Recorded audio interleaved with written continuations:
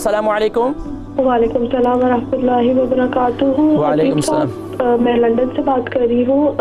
Please مجھے اس کے بارے میں بتائیے گا کہ مجھے 2 مہینے ہو گئے آلموسٹ کہ مجھے بہت شدید ترین کھانسی ہے اور کیا کہتے ہیں یعنی گلے میں بھی انفیکشن ہے. اور میں نے آج ہی جی پی کو دکھایا تو انہوں نے کہا ہے کہ آپ کو جو ہے وہ اینٹی بایوٹکس دیے اور انفیکشن ہے. تو میں بچی کو فیڈ کرواتی ہوں تو میں اینٹی بایوٹکس لینا نہیں چاہ رہی ہوں. عمر کتنی آپ کی؟ میری 32.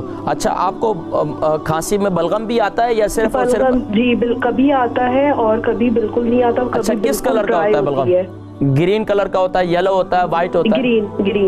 گرین کلر کا ہوتا ہے.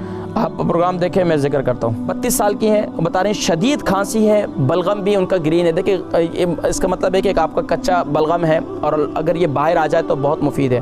اس کے لیے بہترین موسم کے لحاظ سے بھی بہت اچھا ہے, اس ملک کے لحاظ سے بھی. جن کو بھی کھانسی رہتی ہے, گلے کی تکلیف رہتی ہے, ENT پرابلم لیتی ہے یعنی کہ ناک کان گلے کی پرابلم لیتی ہے, کھانسی رہتی ہے, تو اس کا بہترین علاج یہ ہے کہ صبح نہار منہ ادرک کا رس یعنی ادرک کا تھوڑا سا رس نکال لیں, تھوڑا سا شہد لے لیں اور اسی طرح جو ہے آدھی ٹی اسپون جو ہے وہ یہ لیں یعنی کہ ½ ٹی اسپون جو ہے وہ کلونجی کا تیل لے لیں.